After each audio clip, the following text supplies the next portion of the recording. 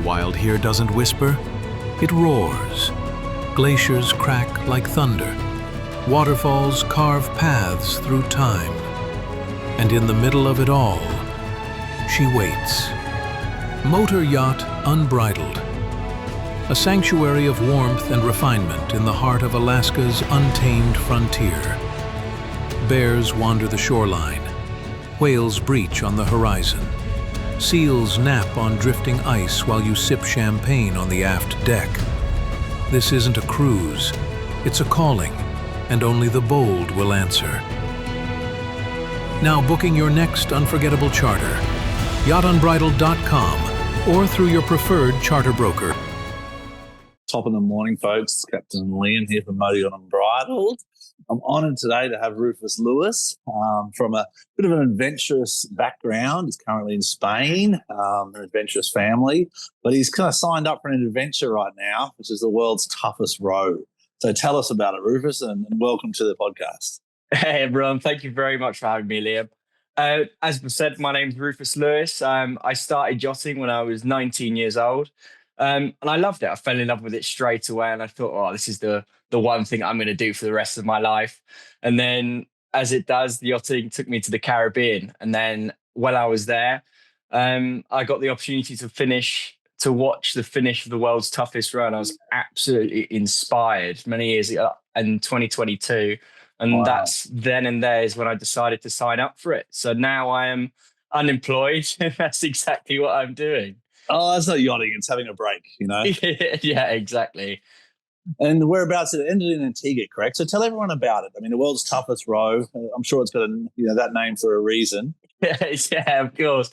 I mean, there's so much I could say about it. Yeah. It's 3,000 miles. It starts in the Canaries in an island called Gomera, and it ends in Antigua, Nelson's dockyard, 3,000 miles away, about 4,800 kilometers. Wow. And there's a group row, correct? Or are you going with the group, or it's kind of independent, or how's it kind of shaped up? Believe it or not, there's actually other people that want to do this. So it's around 100 rowers that do it every year, around like 30, 35 boats, and it's split into teams. So there's people that do it solo like myself. There's 2s, 3s, 4s, and 5s. But it's a big Atlantic Ocean, so at the end of the day, Yeah. You are by yourself. Yeah, exactly. I mean, you've got a beautiful smile on you. I've seen your training. You're kind of going through your routines now. But the thing I'm most interested in is, how do you prepare yourself mentally for something like that? Well, I think I'm going to have to tell you at the end. But there's loads of ways. I've currently got a coach, an online coach, which is incredible. Fantastic. But I think it's just mentally preparing. I don't think you can prepare yourself for quite the situations that I'm going to come across and put myself in. But I'm definitely going to try my hardest too.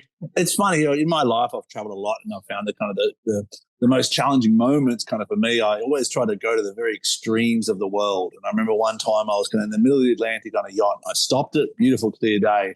And I swam down, free dive around 100 feet.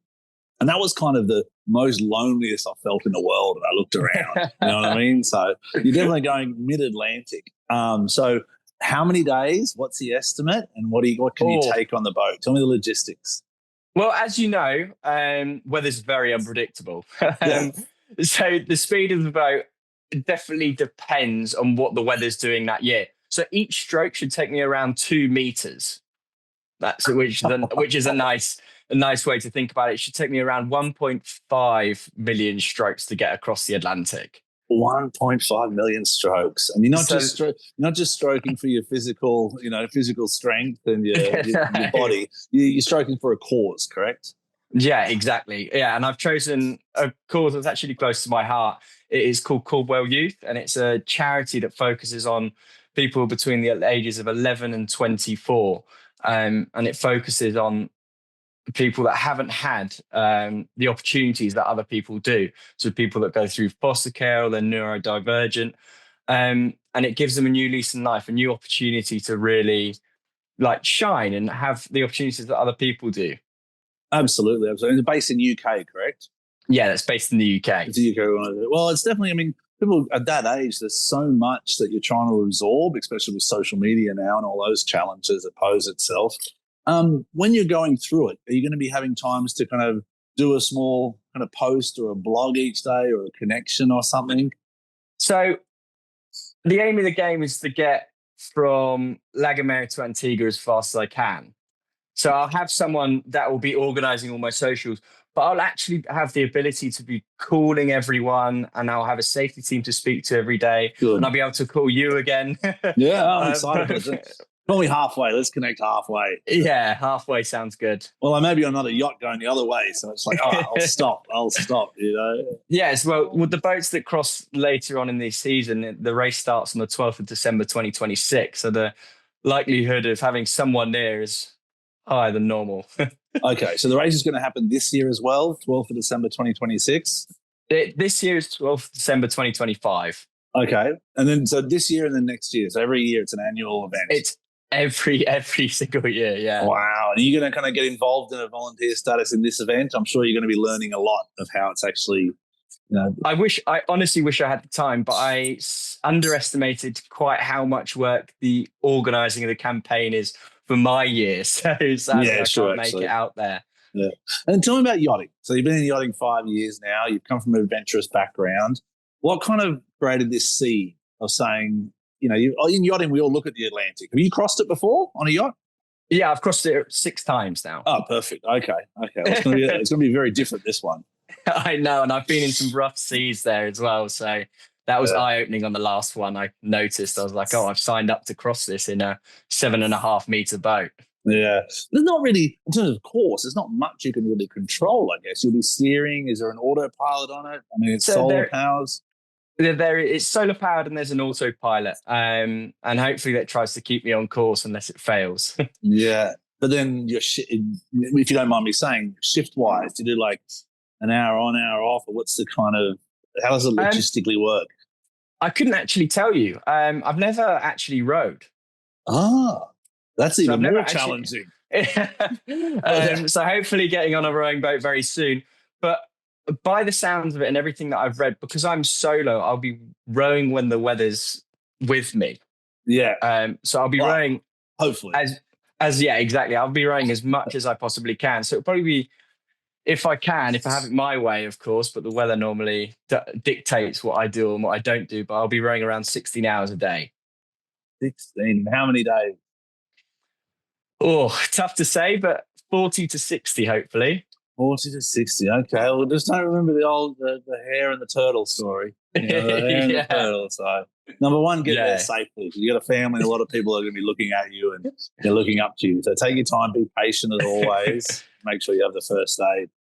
Yeah, I'm hoping it goes well. Yeah, exactly. And what's your yachting journey? What's that like? I mean, right now you're saying you're off looking for work, or what are you kind of looking for? So let's tell the audience kind of a bit more about you. So we can find your boat with a rowing machine on it. That's the dream.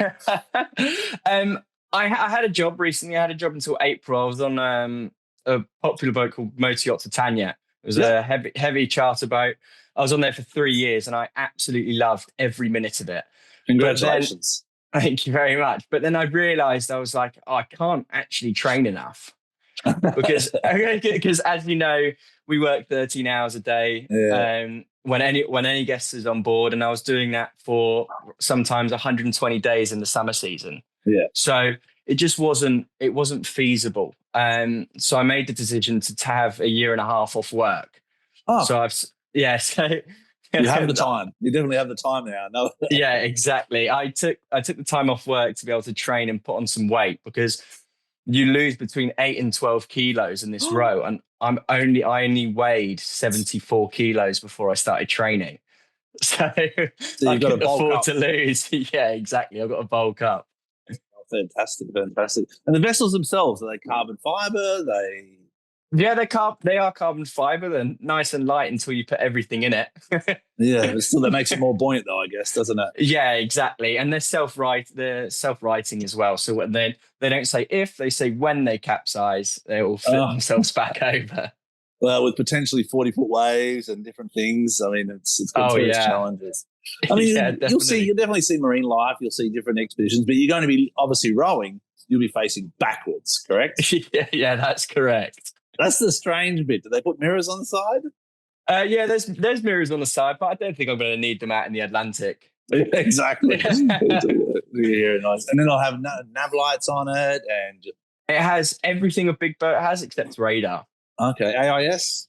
AIS, yeah, Oh, everything. fantastic, and a little radio, I'm sure as well. Yeah, I'll have a little radio, of course, a VHF. I'll have all my AIS. I'll have a life raft as well, Fantastic. emergency water, the food.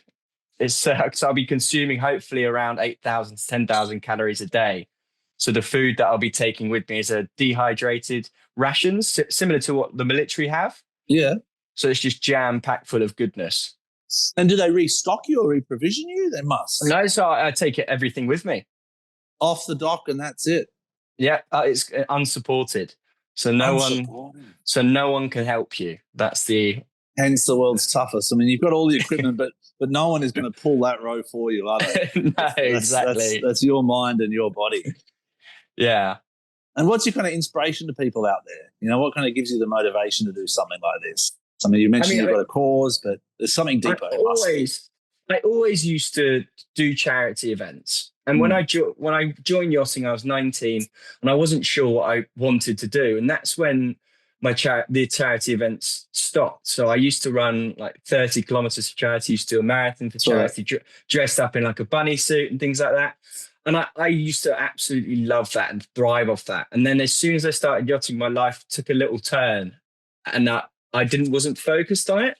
Yeah. And then when I had this opportunity to see these people finish, I watched Mike Bates in 2022 finish. He's a rower and I couldn't believe it. And then I was like, this is a great way. In yachting, you have a break between being boats and then you need to go get your tickets, which is do all your exams. And then I just wanted to fill something between that gap, but to see if I really wanted to carry on with yachting. So I think I do. We'll see how it goes, you know. But I'd definitely like to do this for. So you were bosun on Titania, correct? Yeah, that's and correct. Now you're working towards your Officer of the Watch certificates. Yes, after this row's done. After the row's done. Well, you definitely do you get any sea miles out of this? I mean, you've probably got enough anyway. I don't need any. I've got 1,000 days at sea. Oh, congratulations. Well, it's one hell of a journey, and that's why I reached out to you there, you know, Rufus. I kind of saw one of your first posts, and I was just like, yes, you know, you get it. You get it. I mean, last night I went to a Seakeepers event when we talk about charities and giving back. And it was kind of an accolade to Jimmy Buffett, the late Jimmy Buffett, but it was what it kind of gave me is that there's so many people out there that have a passion for things, and if you can combine that passion with something, for me, it's diving with sharks, and I love that. But we align with Seakeepers, and we tag for sharks now in Costa Rica, similar to kind of a charity work with a company called Mission Tiburon. And that kind of, it gives you so much back. I don't know if that makes any sense. It's kind of the more you give, the more you get back. Yeah, and then the thing that drew me so much to ocean rowing, of course, I've worked on the sea. I've seen how rough seas can go, and it hasn't scared me, but the thing that really gripped me to do it is that in the last 6 years, through all these ocean rowing events, they've raised 16 million euros for charities. Wow.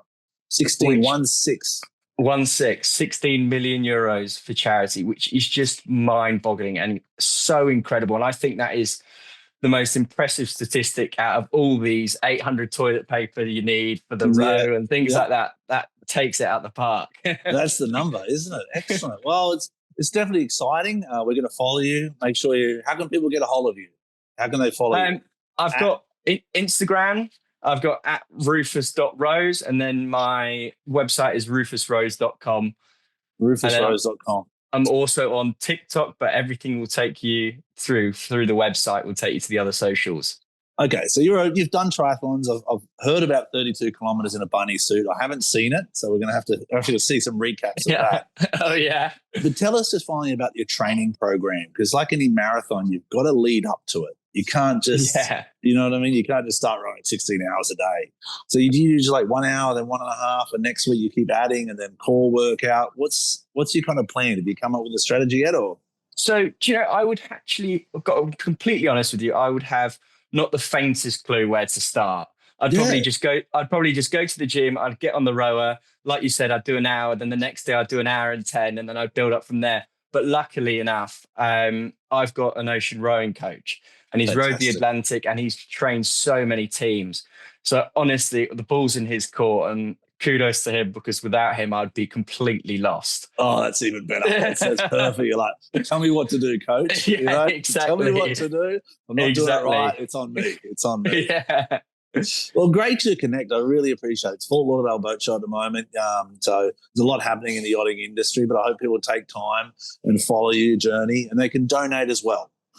Yeah, that's correct. All on the website. All on the website. So I'll put the link below. But Rufus, thank you very much for your time. I really feel blessed. It's for a good cause. It's for yourself and your family, and everyone's going to follow the journey along with you. And most of all, at the end of it, really kind of look forward to you back into the yachting sector. I think you're a great person. I look forward to working with you some way, shape or form, and we'll continue to grow together. Thank you very much. Thank you. Nice chatting to you. If your brand belongs in the heart of the yachting world, this is where it happens. Yachting International Radio reaches over 1 million yachting professionals and enthusiasts every month, with 77 million impressions, 220,000 social followers, and 74,000 podcast subscribers. Our hosts are insiders, crew, captains, CEOs, trusted voices shaping the industry. This is targeted, high-impact advertising in a luxury niche. Visit yachtinginternationalradio.com/advertise. Your audience is already listening.